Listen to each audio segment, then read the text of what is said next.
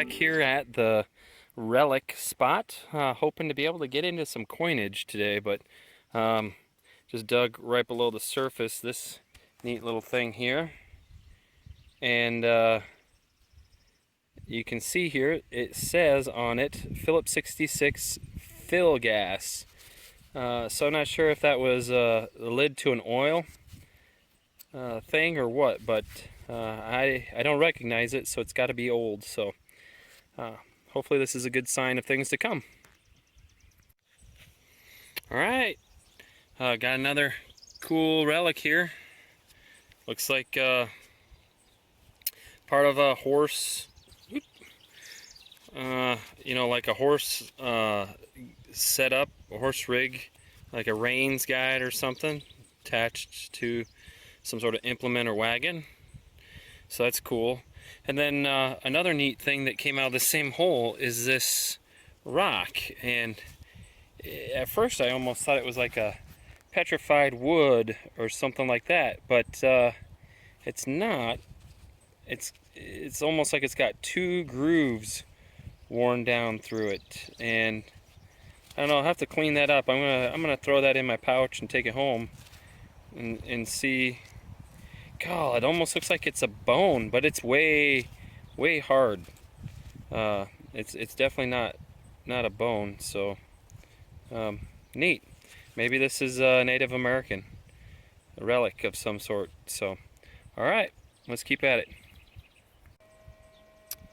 All right, guys, I'm gonna just take a moment and show you how I'm hunting this place for relics. And this is a common technique used. It's called two-tone Ferrous, and I want to just share with you, if you use an E-Trac and you've never heard of this before or just want a refresher, I'll tell you what I know about it.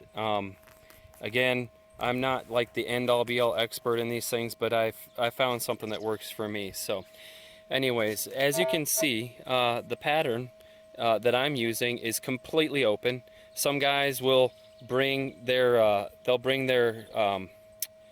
bottom line up a little bit, maybe to like a 27 or a 30, but I like, that's the Ferrous number. I like to keep that wide open because sometimes when you're discriminating out objects, it can false on some iron targets that make you have to spend a little more time on that target determining if it's a good target, versus if it's wide open, it hits it as iron and you just move on. So you start out with a wide open screen, and then you go into your audio settings and you go all the way down to the tone ID section, and you change the number of tones from multi down to 2. The number of, or the sounds that it's going to sound off on, you want to change that from conductive or conductivity to Ferrous.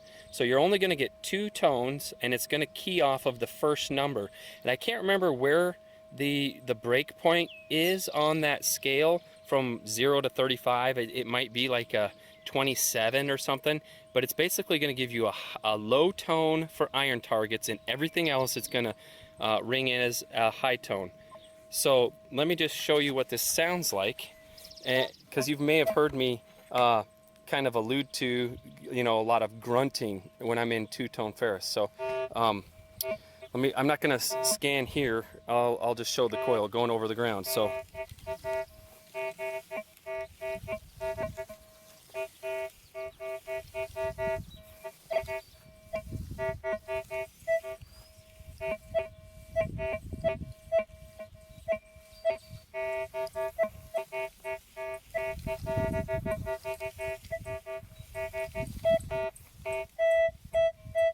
you see that?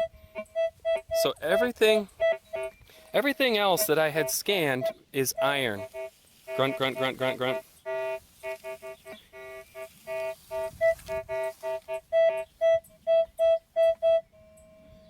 $10.02. Probably wouldn't dig that. This one back here.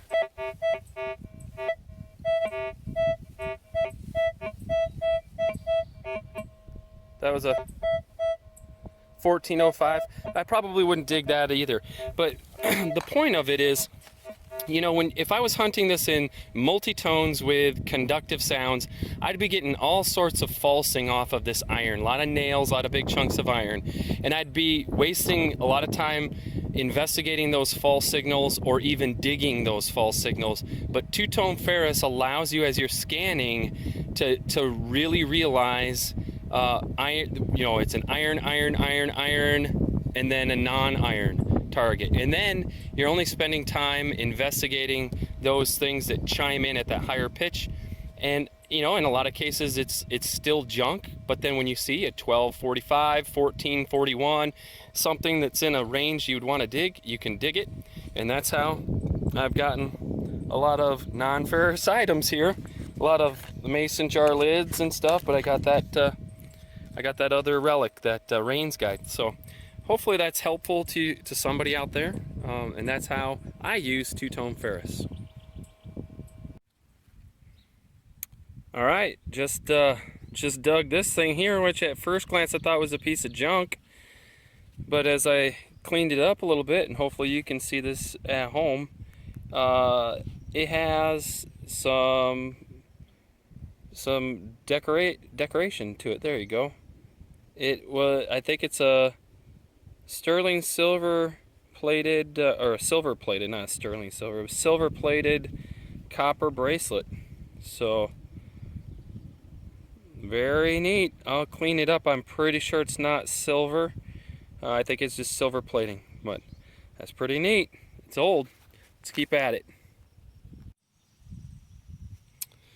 Well, that's a cool find. I was hoping for a $50 or some other large silver, but man, 1949 Iowa license plate. That's pretty cool.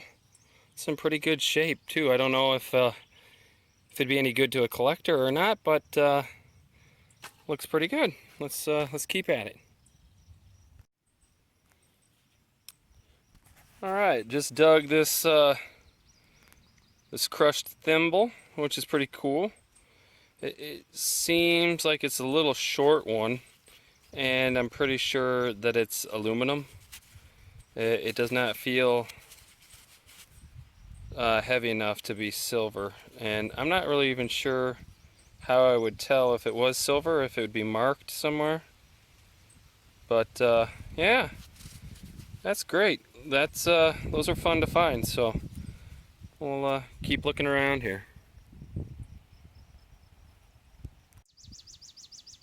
Alright, this rang in like a nickel. It ends up being a folded up silver plated spoon.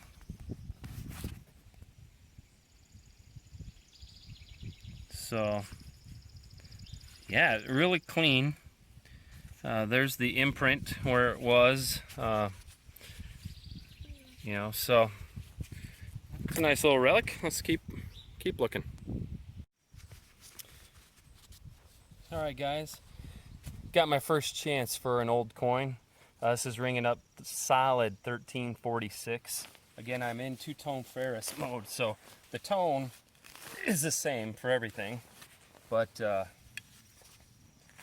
I'm hoping that I've got here at least a wheat penny, but at a 46 we could have ourselves some silver. So let's see what we got. All right, that's good. It's pinpointing a small target. It's not a big item like a can or something.